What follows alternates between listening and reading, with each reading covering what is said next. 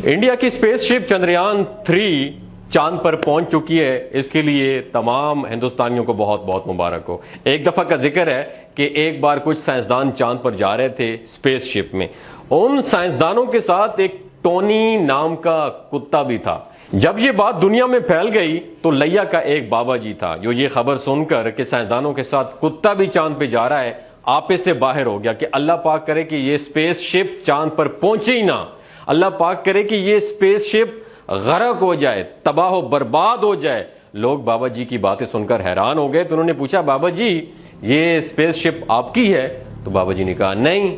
لوگوں نے پوچھا، اچھا تو وہ ٹونی نام کا کتا آپ کا ہے؟ تو بابا جی نے کہا نہیں، وہ ٹونی نام کا کتا بھی میرا نہیں ہے۔ تو لوگوں نے پھر پوچھا، اچھا تو یہ بتائیں کہ اس اسپیس شپ میں جو تیل ڈالا گیا ہے وہ تو ضرور آپ کا ہوگا۔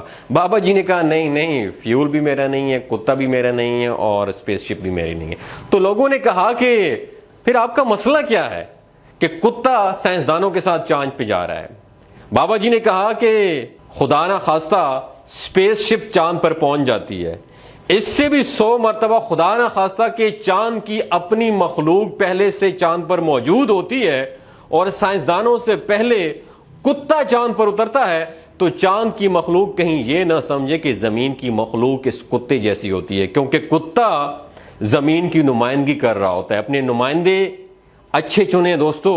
اگر ہمارے نمائندے ہاتھ میں کشکول لے کر بھیک مانگیں گے تو پوری قوم، پوری دنیا ہمیں بھکاری سمجھے گی۔ دوستو اپنے نمائندے ایسے چنیں جن کو دیکھ کے آپ کو رشک آتا ہو، جن کے ہاتھوں میں کشکول نہ ہو، جو بھیک مانگنے والے نہ ہو، تاکہ لوگ اس بھکاری کو دیکھ کے یہ نہ سمجھے کہ یہ پوری قوم ہی بھکاری ہے۔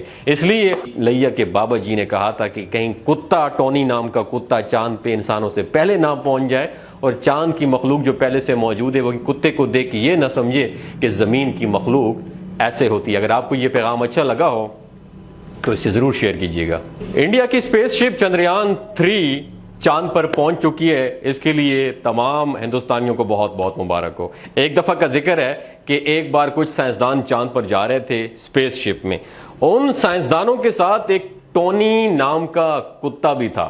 جب یہ بات دنیا میں پھیل گئی تو لیا کا ایک بابا جی تھا جو یہ خبر سن کر کہ سائنسدانوں کے ساتھ کتا بھی چاند پہ جا رہا ہے، آپے سے باہر ہو گیا کہ اللہ پاک کرے کہ یہ اسپیس شپ چاند پر پہنچے ہی نہ، اللہ پاک کرے کہ یہ اسپیس شپ غرق ہو جائے، تباہ و برباد ہو جائے۔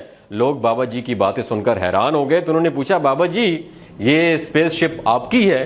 تو بابا جی نے کہا نہیں۔ اچھا تو وہ ٹونی نام کا کتا آپ کا ہے؟ تو بابا جی نے کہا نہیں، وہ ٹونی نام کا کتا بھی میرا نہیں ہے۔ تو لوگوں نے پھر پوچھا، اچھا تو یہ بتائیں کہ اس اسپیس شپ میں جو تیل ڈالا گیا ہے وہ تو ضرور آپ کا ہوگا۔ بابا جی نے کہا نہیں، فیول بھی میرا نہیں ہے، کتا بھی میرا نہیں ہے، اور اسپیس شپ بھی میری نہیں ہے۔ تو لوگوں نے کہا کہ پھر آپ کا مسئلہ کیا ہے کہ کتا سائنسدانوں کے ساتھ چاند پہ جا رہا ہے؟ بابا جی نے کہا کہ